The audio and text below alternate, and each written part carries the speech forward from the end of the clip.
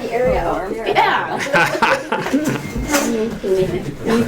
Well, welcome to Bible study this week. Everybody's been doing good and stuff like that. So Lent is almost over. Yay! Oh, sorry, I'm not supposed to say that, am I? So, yes. We've enjoyed it. Yeah, it's been fun. I really enjoyed the sermon series we've been doing, mainly because I just go off what they do and I don't have to think about it. So, and it's been interesting because I hope you found the conversations sort of enlightening or making you think a little different. I think today's going to be an interesting. We're going to talk about rest today. What does rest look like? So we'll see how rest intertwines with our gospel lesson for this week. So what's the Sunday coming up called? Passion. Passion or Palm Sunday. Depends what your tradition is.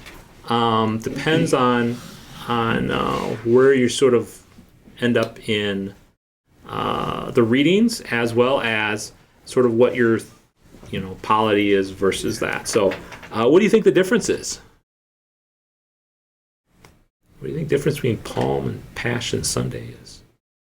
Palm Sunday focuses more on the praise and the joyfulness of it, whereas Passion makes you think of what's ahead in the week. Yeah, absolutely. And so what do you guys think about this in terms of all four Gospels have this event happening, and they're all the same, right? No, they're not all the same. So Matthew probably has, as we read the text, will have some of the biggest outliers in the text from the other Gospels. And so that's interesting. It's also interesting to read today. I want you to see where you find Palm. Where do we get Palm Sunday from when we read this text? I want you to sort of see where that comes from.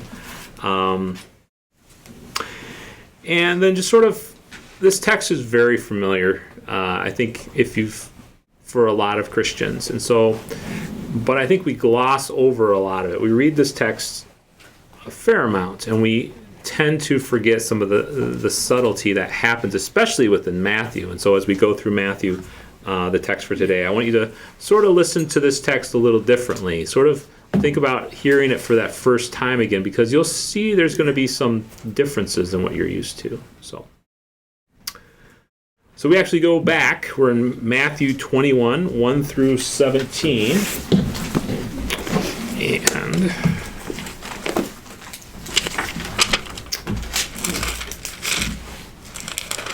so after all these wonderful lessons we've been learning about, 1 through 17, chapter 21.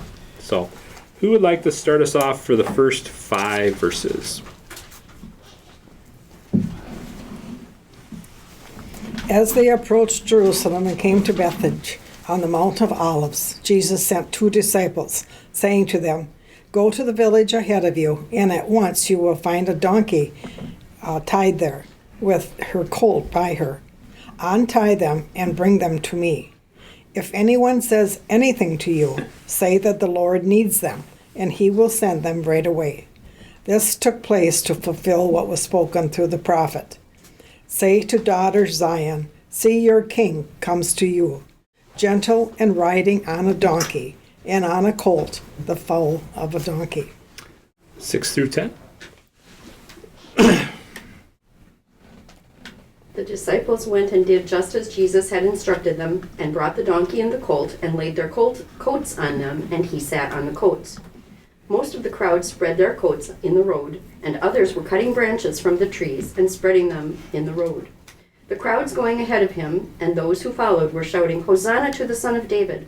Blessed is he who comes in the name of the Lord! Hosanna in the highest!" When he had entered Jerusalem, all the city was stirred, saying, "Who is this?" And who would like to finish us out through 17? The crowd said, "This is prophet Jesus from Nazareth of Galilee." And Jesus entered the temple and drove out all who sold and bought in the temple. And he overturned the tables of the money changers and the seats of those who sold pigeons. He said to them, "It is written, my house shall be called a house of prayer, but you make it a den of robbers." And the blind and the lame came to him in the temple, and he healed them. And when the chief priests and the scribes saw the wonderful things that he did, and the children crying out in the temple, "Hosanna to the Son of David," they were indignant, and they said to him, "Do you hear what these are saying?" And Jesus said to them, "Yes, have you never read, out of the mouths of infants and nursing babes you have prepared praise." And leaving them, he went out of the city to Bethany and lodged there. Okay. So what did you hear maybe differently today than what you've heard in the past? Well, you mentioned where did the palms come from? And I see they cut off branches of the trees. Yep. So Yep. So there's only one gospel. You get bonus points if you can tell me which gospel they mention actually palm branches. So you got 3 guesses left. John. There you go, John. Very good. John's the one. So Louise gets the gold star for today. So John is the only one they actually mention palm branches. What else did you hear in this text for today? Anything else different than what you're accustomed to hearing? It's not a parable. It's not a parable. Yep. Why didn't those people that they took the donkeys from speak up and want to, why are you taking our donkey? Very good question. Why do you think so? They must have known because there was lots of people around. Mm-hmm. Yep. Oh, Yep. I mean, I always think of one donkey and they took 2. Right.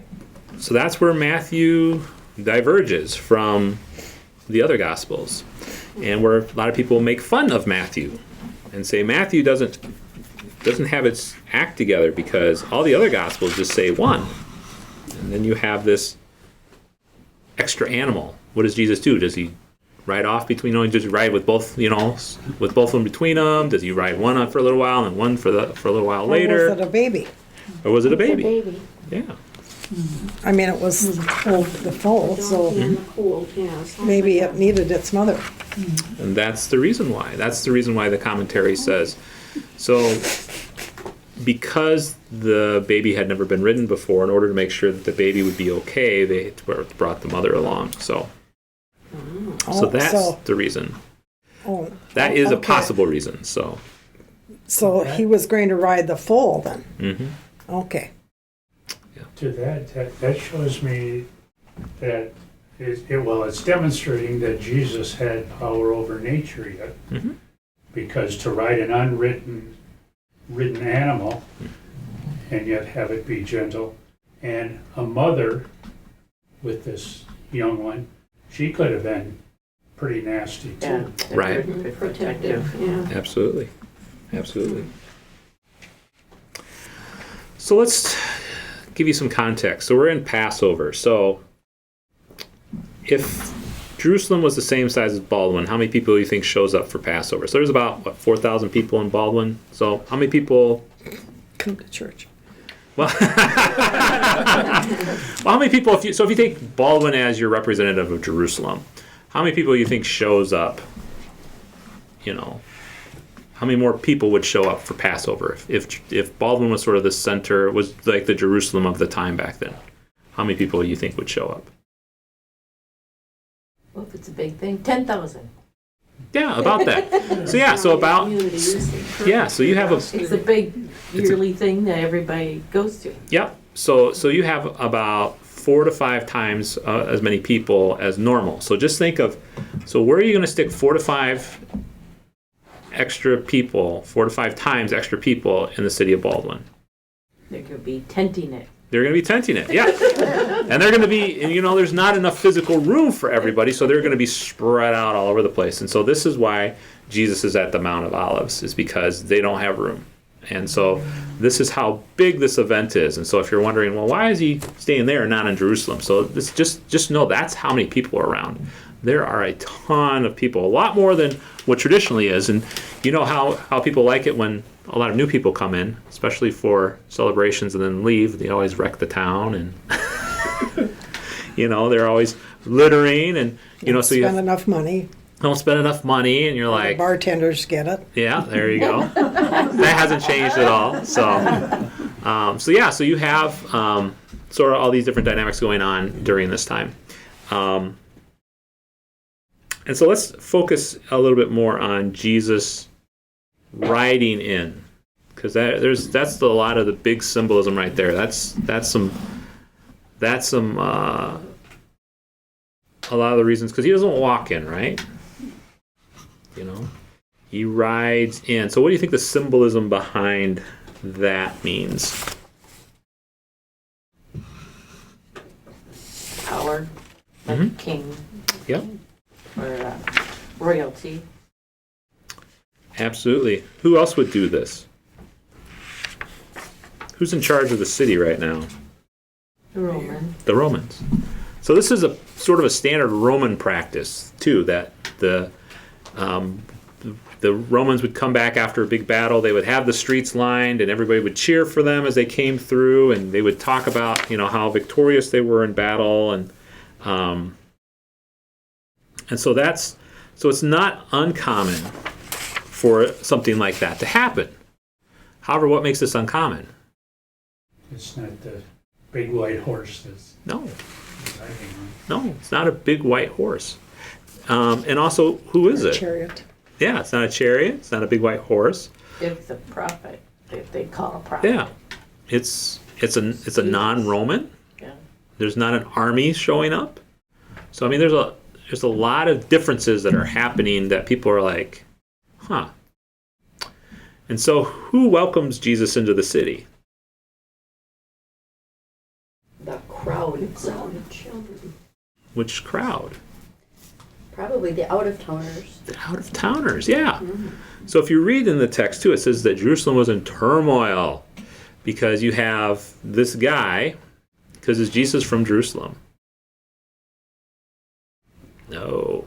So it's sort of like, so if we use the Baldwin analogy again, you got somebody coming from Glenwood City, and everybody's cheering for this person as they're coming down the road from Glenwood City, and you're like, what the heck is going on?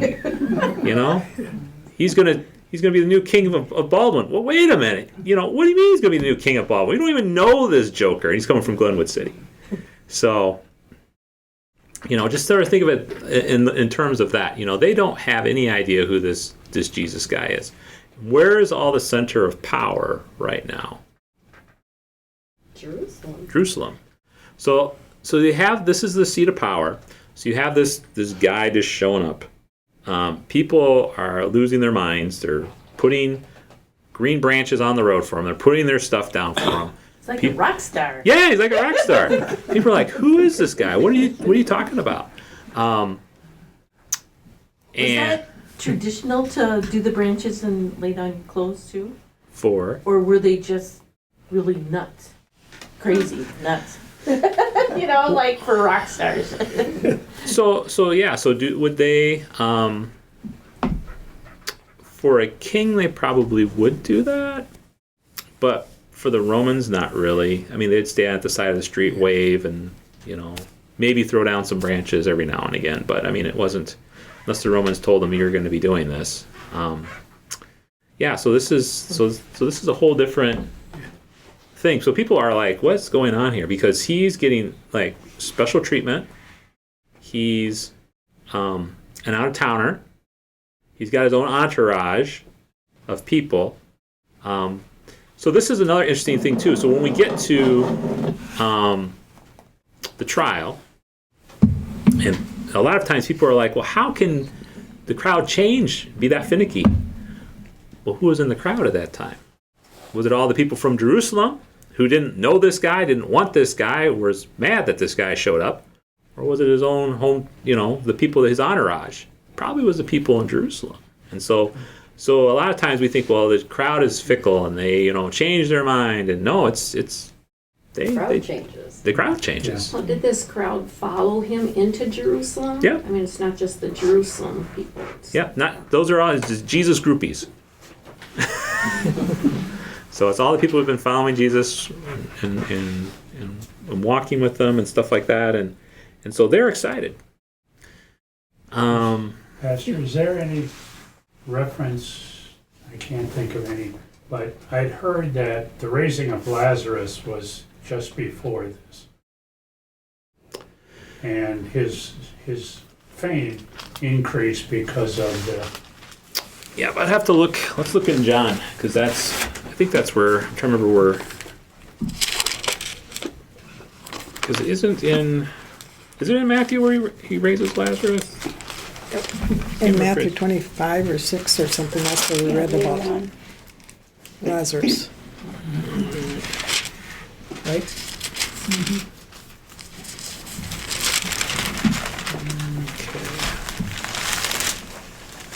So I want to say it's, let me look in John, because I want to say it's John.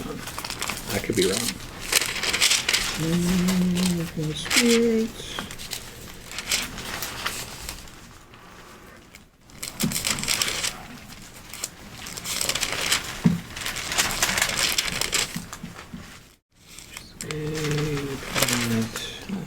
Didn't find it though. See, that's the hard part. John 11. Oh, I was wondering if it was Luke because he's the What doctor. did you say? John 11. Oh, John 11. So let's see, then we have, I read it in the devotion book this Yeah, morning. That's where it was. Yeah. That's why it was, yeah. so it looks like, I mean, that would be, in chapter 12, verse 9, it says, when the large crowd of Jews learned that Jesus was there, they came, not only on account of him, but also to see Lazarus whom he had raised from the dead. And then 2 verses later, it's the next day the large crowd came to the feast. yeah, no, you'd be right. Yeah, so I mean, that could be possibly the, Yeah. because yeah, then the, Branches of the palm trees. That Yeah. went up to the- yeah, so it could definitely be that. It could be that event where Jesus brings Lazarus from the dead, and that sort of swelled sort of the masses, and they're like, wow, we're going to be with this guy. He's obviously something important because he can raise people from the dead.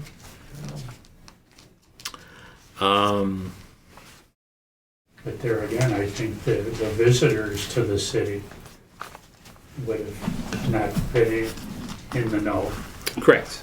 So there still would have been a lot of people Yeah, questioning them.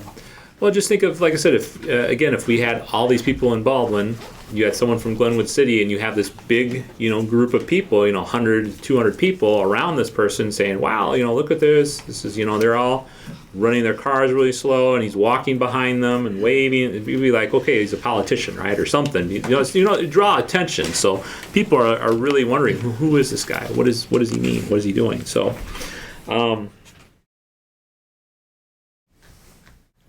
And so Matthew again. So Matthew's really good about pulling in verses from other parts of the Bible to remind us of sort of like Jesus's fulfilling prophecy. So that's one of Matthew's big things he always wants us to know. Hey, this happened in the Bible beforehand. Jesus is doing it again.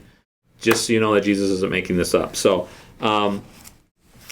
so the text Zechariah 9:9. Is sort of where they get that meek, peaceful donkey rider. So if you're wondering where they're pulling that, where that imagery is coming from, it's from that. So, and Jesus even speaks in chapter 20, 25 to 28, the type of leadership which is completely opposite than the world's notions of kingship and authority. And so he just gets done speaking of this before he rides into Jerusalem. So he's actually, again, he tells you what's going on and he represents what that is. I mean, he doesn't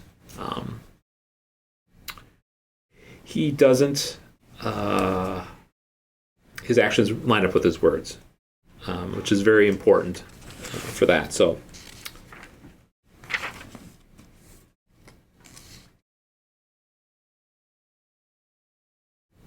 And so the other interesting thing is, so when you hear that the Lord requires them, that's sort of that past phrase that they use when they take the donkey. Who do you think Lord is referring to? Who do you think? I mean, what's your instance? It's not actually Jesus. If you look at the original Greek, it actually means God. So a lot of times we think, well, the Lord needs them. And I know for myself too, I was like, well, doesn't that mean that Jesus needs them? So because generally we think of that. But it's God. God needs them. And so that's an interesting way to look at this part of the text too, is to know that the people who are giving the donkey and the horse are saying, hey, this is God needing them. So, and then I'm going to have us think about the next part of the text here for a second, which is, so what does Jesus do after he gets in? What's one of the first actions he does? I'm going to go reset the stove real quick. So I want you to think about what does Jesus do right after he gets in? And so the interesting thing of that, yeah, I know I'm coming. Yeah, is that it's different than, I think it's Mark. So there's something I want you to think about. So what does Jesus do exactly after he gets in? He gets off his donkey and he does this thing right away. So take a look. Goes to the The temple. temple, yeah. Throws the tables over. What? Throws the tables and all that Oh, stuff out. the money changers. Yeah. Bibles, these Bible That's stories. the loves and It's Mine said he painted. sold doves, he said pheasants. Really? yeah. Pheasants. Pigeons. He said Pigeons. pigeons, yeah. Yeah, pigeons. Somebody's, I got doves. Yeah, I have doves too. I do too. you don't realize that. I was going to say, I never heard of pheasants. No, pigeons.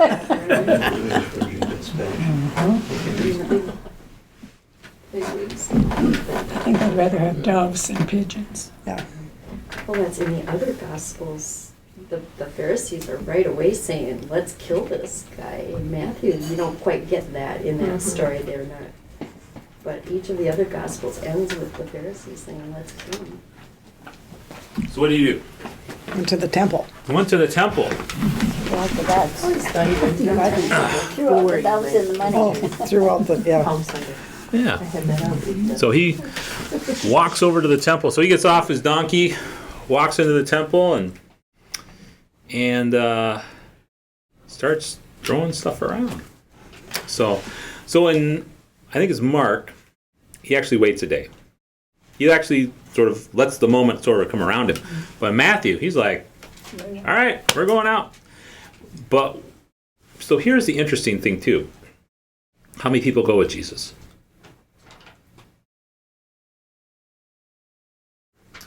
How many people what? How many people go with Jesus to the temple? Flip some tables around. Oh, The blind and the lame.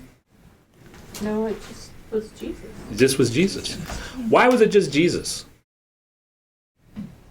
He was on a mission. He was on a mission. He is. He's on a mission. He's on a mission. But Jesus is also very much cognizant of something else that would happen when he does this. Who's in charge? Even in the Temple Mount, who's in charge? The Romans. And They're not going to like this. they ain't gonna like this. Again, Cause think. trouble. Yeah. So think of again, Baldwin. 14,000 people here. You have someone going to Nielsen's and start flipping over counters and tables and stuff like that. Who's going to respond to that? The police, right? Right. So, is the police response going to be bigger or smaller if it's one person? Smaller. So Jesus is very intentional about that because the Romans, believe it or not, they don't take a lot of guff. There was some problems before in the Temple Mount, and the Romans, they put it down right away. Especially in this heightened sense, especially around Passover, they don't take anything. If you get 1 foot out of line, they're going to kill you because you have so many people around there. The Romans are so scared that revolution is going to happen because. Do you think the Jewish people like the Romans there? No. And so you have a time when the Roman forces are actually outnumbered with all these people showing up. Do you think they get a little scared when this is happening? Do you think this is why they make sure that if anything happens, they're on top of it just like that? So Jesus does this very symbolic act. Because you notice the one thing that who doesn't show up?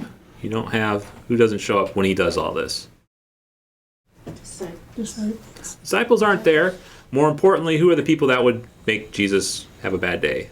The Pharisees. The Pharisees or the Romans. The Romans don't show up too. You don't have an episode of cops from the Roman times going over and saying, "Hey Jesus, what are you doing right now?"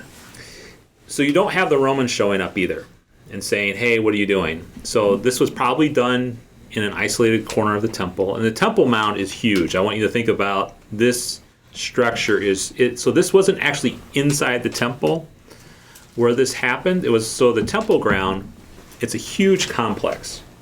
And so where this is taking place is not in the temple itself, but in the grounds around the temple. So it'd sort of be like around the grounds of the church here would be where this would take place. It'd be like if you sold some stuff at the pergola out back, and that's where this took place at, would be out in the pergola. It wouldn't be in the main part of the church.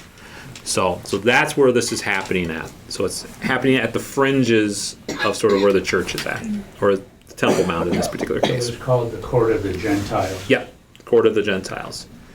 So I assume that because pigeons are named, Mhm. that has some significance. So there was a bunch of different animals that you could sacrifice. And so if you read some other ones, they have cows and sheep and, I think in some other different Doves. accounts. Yeah, and doves, yeah. So depending how much money you had, you could get a bigger animal. That would make God see your sacrifice better, because then my sins are relieved more because I bought a ox versus a little dove. But, but to make sure that your sins were forgiven, you had any type of animal you wanted to make sure that everybody got what they wanted. So in some sense it hasn't changed. It won't have changed much from the time when the Catholics were asking for the same type of money back about Martin Luther's time. And this was one of the whole reasons that the Reformation started, was because we're saying, hey, if you want your loved one to go to heaven, pay us $1,000 and we'll make sure, we'll say some words and your loved one's in heaven. And Martin Luther was like, no, that's not what the Bible says. And that's one of the reasons why the Reformation started, was because the Catholic Church, in order to raise money, this was why they were doing this. So the merchants who were doing this were not poor. They were making some good money. And so Jesus is disrupting that. And then we get something in this particular text that we don't see in the other Gospels again. What happens after Jesus upturns everything and, everybody's like, okay, that's interesting. And then who shows up after that? Blind and lame? Blind? Yeah, the blind and lame. The blind and lame show up. That doesn't happen in any of the other Gospels. The blind and lame show up. And then something happens. Jesus heals them, and what do they say?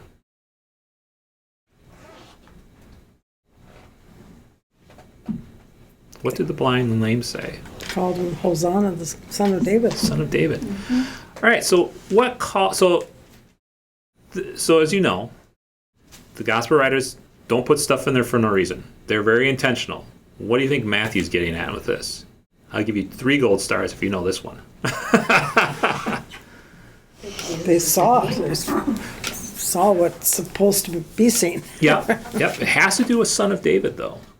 I'll give you that. There's something about the Son of David, with them especially saying Son of David right now. There was something happened in the past that Matthew is drawing upon. So I'm just seeing if anybody has anything in their Bible sort of giving them a reference to that. Jane's not here. So, but there's a reference to a time when David was trying to take Jerusalem, and they told David, we will fend you off with the blind and the lame. And so David didn't have so David took that as an insult and never was really good about taking care of the blind and the lame. Now, you have the juxtaposition of Jesus, a son of David. What is he doing? He's taking care of the blind and the lame. Sort of.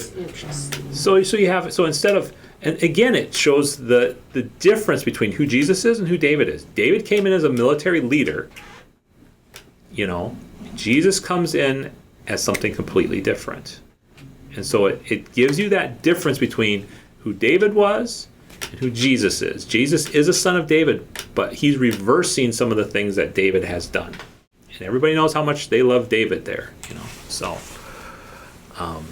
yeah. David calls him Lord too. Hmm? David calls him Lord also. The Spirit. Yes. So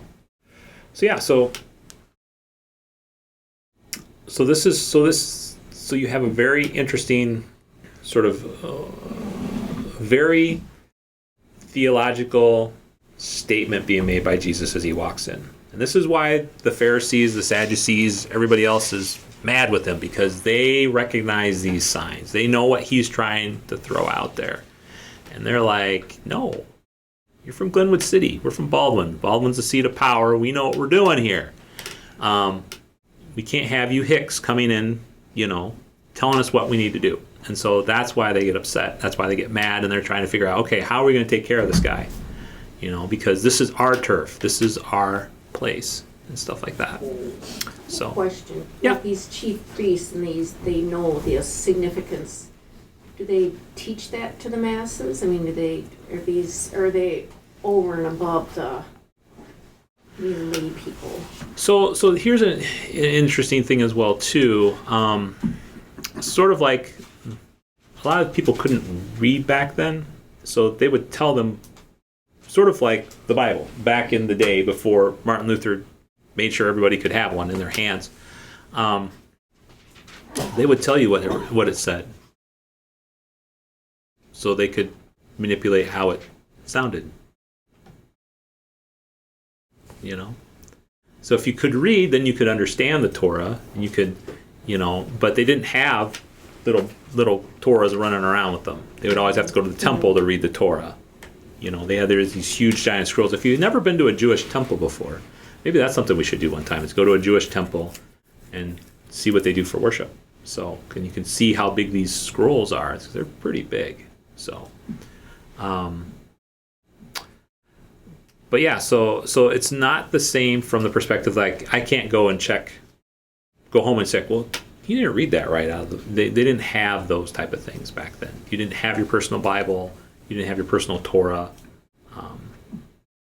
That's more of it's been around for a long time, but that really became around when Martin Luther came around, because he wanted to make sure that the priests weren't doing a good job informing people. Half of them couldn't read very well, and so,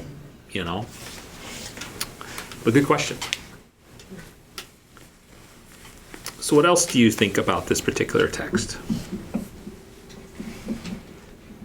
And this time, Jesus actually quotes the Old Testament. Mm-hmm. Yep, so he's quoting the Old Testament. Let's see where. So, giving it back to the chief priest. Getting Yeah. a little He's given he's dig in there. exactly, he's making them realize, hey, what are you,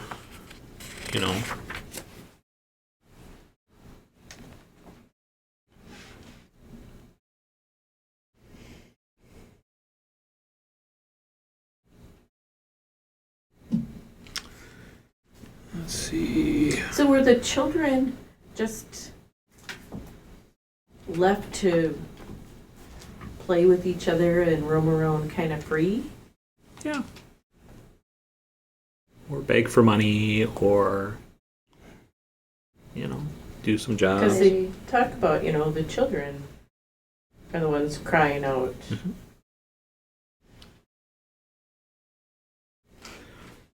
And are they just imitating what they heard then? Or That's a good question. That could be exactly it. Let me read a little bit from here, from my commentary. What provokes their anger is not so much the healing as such, but rather the Masonic conclusions which the children are drawing, and in the repetition of the dangerous political language of the Galilean crowd outside the city, they sense troubles in store. The children, a natural part of any Eastern crowd, will be described in Jesus' quotation in the next verse as little children and infants. But that is the language of the psalm, and they are clearly here at least old enough to give uninhibited expression to their enthusiasm for Jesus, even if the words they choose owe more to what they've heard from adults saying than to their own theological deduction. So they're mimicking what the crowd is saying. Yep.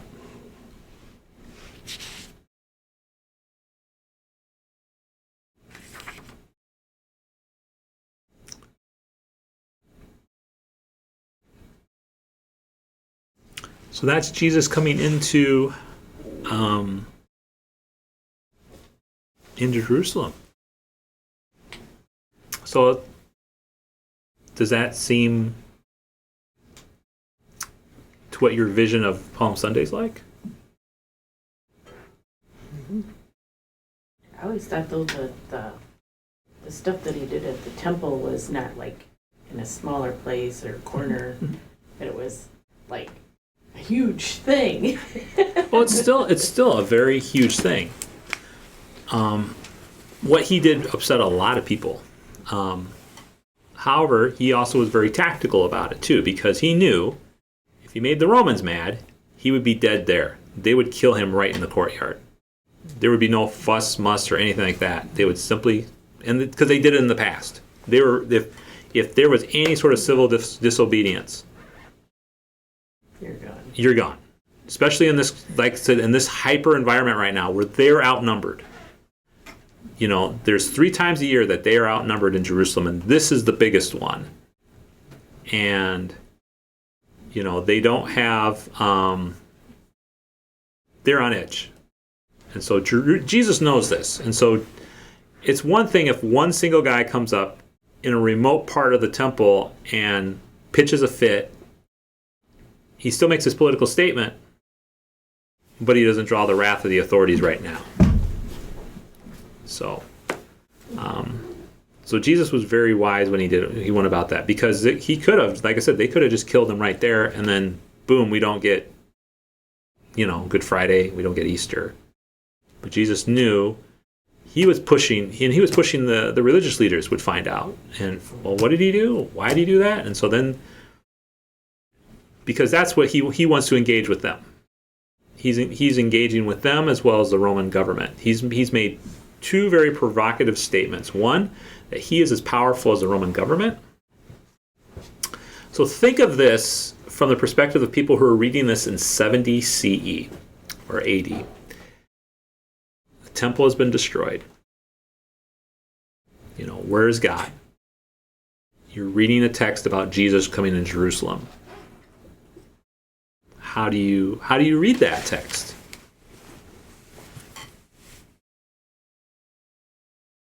What does that text look like to you, knowing that where your church is at is basically gone? It's been destroyed. Who do you blame? Yeah, who do you blame? Yeah, they're confused. I don't think they know what to believe. Yeah, what do we believe?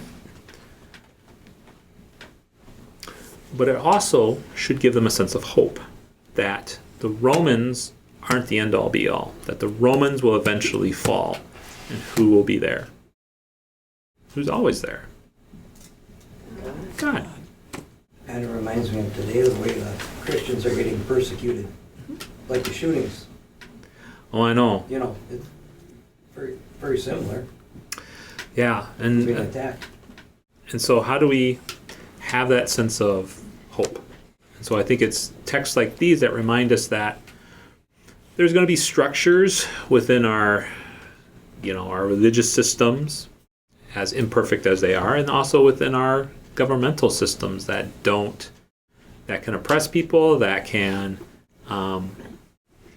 be harmful, but at the end of the day, they only last for so long, and God is still always there. Jesus walking into Jerusalem today reminds us that God is always in charge. And that's where our hope lies, even when stuff looks hopeless. Because for many people in that 70 CE region, they're reading this text going, where's God? The place where God was at was destroyed. How do we live our lives? And this text reminds them, you live your life because God is with you. God walks into the city, and it doesn't matter if, if there's Romans or whoever they are. God is there. God is always faithful. And it's that amount that is why we have hope every day. And so I think that's what I get out of the text. But what do you guys get? Because I need to come up with a sermon for Sunday, and I have no idea what I want to talk about. So,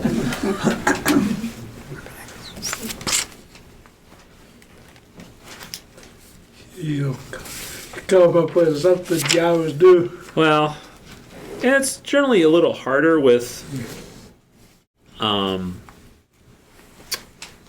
Sundays like this, because like I said, Palm Sunday, there's a lot of things you could preach on, or Passion Sunday if you want to go that particular route.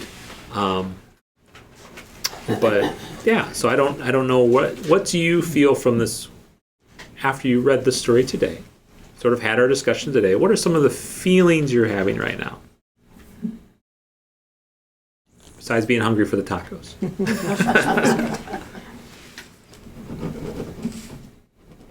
Oh, don't you have to talk about Jesus coming into Jerusalem and riding the donkey? And Yeah, we'll talk I mean, about that's that. But what does that mean to you? What does it mean that Jesus does that? well, he knows what's going to happen down the road. Mm-hmm. But what does it mean to you, Louise? What does it mean to you that Jesus decided? Because Jesus could have just walked into Jerusalem. Mm-hmm. He could have just walked in and no one would have known anything. Because again, you have, all these people walking into Baldwin. You're not going to recognize one person if they just come in with the crowd. But not a donkey. On our donkey. Came in humbly, he's one of us. Then he gets, pray, it's like there's this happiness and there's this anger and there's indignancy. So this Palm Sunday, it's not, I was telling Gene, it's not the Bible story I grew up with. Mm-hmm. Which brings me, why did the Gospels, in Mark, you said this happens a week later? Well, so a day. So the time between him going to the temple is a day later. And Mark, it's like a day later. So normally it's think of it this way: you get in from your trip, you gotta make sure the hotel room's okay. Got to go out to eat with everybody and say, okay, so what are we doing tomorrow? That's sort of what I think of when I think of Mark. Is Jesus coming in and says, okay, guys, Let's get settled. let's get settled in. We got to go down to get our favorite, lamb kebabs because we came here for lamb, so we need to go there. And let's sort of plan out our day for tomorrow. We got to make sure we see all the sights, and we got to make sure we go by the temple. But you guys got to go to the market because I'm going to pick some. You got to pick some stuff up for dinner. But I'm going to go down to the temple for a little bit. And I'll just meet you a little later on. That's sort of what I sort of see in Mark. And he didn't tell Peter what he was going to do. Yeah, I know. Yeah. I know. Absolutely. Things would really have kicked off. Well, the disciples would have all been in danger also if they'd have gone. Yeah. And I see Jesus is getting some recognition as being the king. Yeah. Even though he's not going to rule the kingdom here, but he's getting some recognition with this fanfare. Absolutely. And you notice the other thing too is, as much as Jesus has been telling disciples, you don't say anything, suddenly it's okay. People say, well, you tell your disciples, you tell your followers to cool it. And he's like, no, they're not going to have to cool it. They know what's going on. They know what the real deal is. So It's kind of like it's about time. Jesus is finally getting what he deserves instead. yeah. But it's bittersweet because of knowing that the Pharisees then are just plotting all the more to get rid of him. Absolutely. Because the more popularity, it's Yeah. more danger to them. Yep. It is more danger to them. People don't like their power taken away. Jesus knew what was going to happen. Mhm. But I see Palm Sunday as Jesus' last attempt maybe to show the Pharisees who he actually was. Because they should have known the Old Testament scriptures that says your king is coming riding on a donkey. They, of all people, should have seen the significance of it, but they didn't. But they didn't. But it's not one of their guys. It's not their guy. Yeah, they're confused. You know, about that. it'd be great if if one of the other guys who was in Jerusalem, oh yeah, I'm going to do that. Oh yeah, we know him. We've been with him all the time. This should be the king. Yeah, you have some outsider, some guy from some lowly place, Nazareth for Pete's sakes. He's some freaking carpenter. Doesn't have the good schooling that we have. He's not it. We don't even know him. He doesn't even wear cool robes. And so they Hanging out just with- deny everything that they know. Right. Because this really can't be. It can't be it. It can't be it. We need a king. We don't need a carpenter. Doesn't even begin with the same word. So, yes. Carpenter might be able to do a lot more than a king. Yeah. So, all right. Any other questions or thoughts? Is there any particular text you want to go over? So we got a myriad of ones to go over next week. So I'll let you pick. Do you want Easter, Good Friday, or Maundy, Thursday? Any of those that stick out to you that you want me to talk about next week? Or I could do all three. Do a mini study on each one.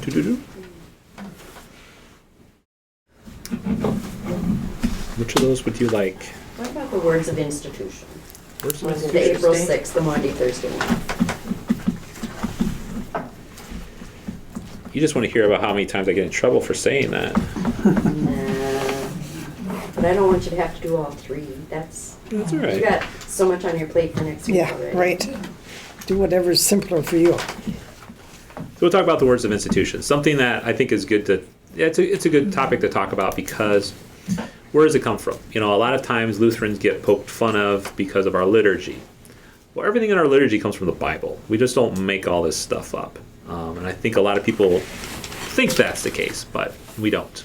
So everything that we say during service comes out of that little black book we have in front of us.